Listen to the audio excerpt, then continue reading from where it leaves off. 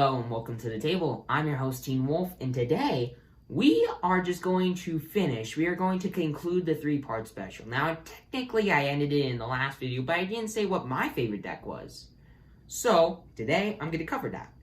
Out of the three decks I covered, the Artifact deck, the Enchantment deck, and then the Artifact and Enchantment deck mixed into one, there's a lot of value. There's a lot of power. And it all is really cheap, both mana cost-wise and just actual money-wise. And yeah, I mean, I like all the decks. The Artifact deck is just like a great way, it's just a great beginner deck to just be able to learn the ropes of the game, be able to learn a lot about card advantage, about board advantage, about aggro, about lawn game. It's a good educational deck, if you know what I mean. Just like, to get you the basics. It's not really that complicated of a deck, but... And the Enchantment deck, as I mentioned, there are flaws in the deck, but it is still really powerful. It's got tons of really scary cards like Kami and Transience, which now, after thinking about it, after posting the Enchantment deck video, I should have called Kami and Transience MTG Superman. Because, I mean, the card is Superman. It's basically a cockroach because it's so hard to kill. And it just pumps itself to the moon. It just gets so stupid massive. And, of course, there's the Artifact Enchantment deck. Which, really solid deck. Really awesome deck.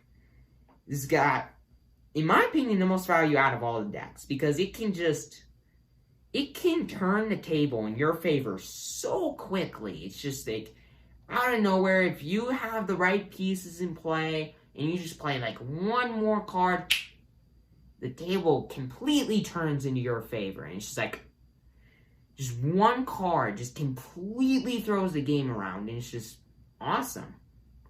The deck's really awesome.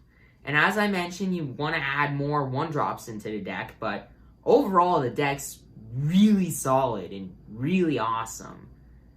Now, out of these three decks, what is my favorite? What would I choose? Well, Harmony's Restoration. That's right. White, black, Artifact Enchantments. That's why I'm choosing it. That's the one I'm going to choose. You may ask why. As I mentioned, most value out of all the decks. It's probably the hardest to play out of all the decks, but it's really good. If you have the right cards, the deck is just so good. And it's awesome. I mean, I don't really know how to explain it. It's a fun deck. It's just my kind of deck. It may not be your kind of deck, but it's just my kind of deck. I love playing into the later portions of the game. I like a longer game of Magic the Gathering. This deck does provide that a lot, because I've had like 3 games now that are like an hour and a half long just playing that deck, just popping off, playing tons of stuff, doing tons of crazy shenanigans.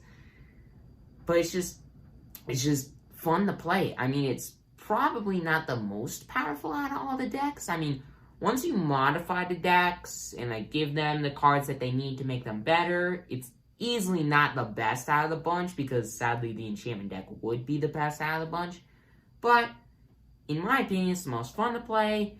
It's the most just challenging deck to play, and it's just like, you need to do stuff right, or else it's just gonna end up going bad and you're not gonna get what you want. It's just a lot of fun. It's just a lot of fun. I don't know what else to say. And just a fun fact about the deck, the card that actually got me into wanting to build that deck was Life of Toshiro Umezawa. Yeah, that's pretty weird, but I was thinking about it, I was like, okay, so there's a lot of cards in white that could get themselves bigger. And it's like, I'm not exactly sure what I was thinking at the time. I was like, ooh, this card would be good in white and black. Ooh, so would this card. Ooh, that's good. Ooh, that works really well with this. I can do something with this. This works really well with this. What is this?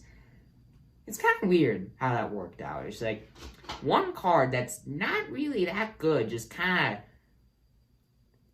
of ended up just like, okay, so this one card, and it's just like, ooh, tons of these ideas popped out just because I was thinking about this card and what I can do with other stuff. And it was cool. I really liked it. It's like, it's not a good card, but just that one card, that one not really good card just caused that deck to be created. And it's just, that kind of says something. It's just like,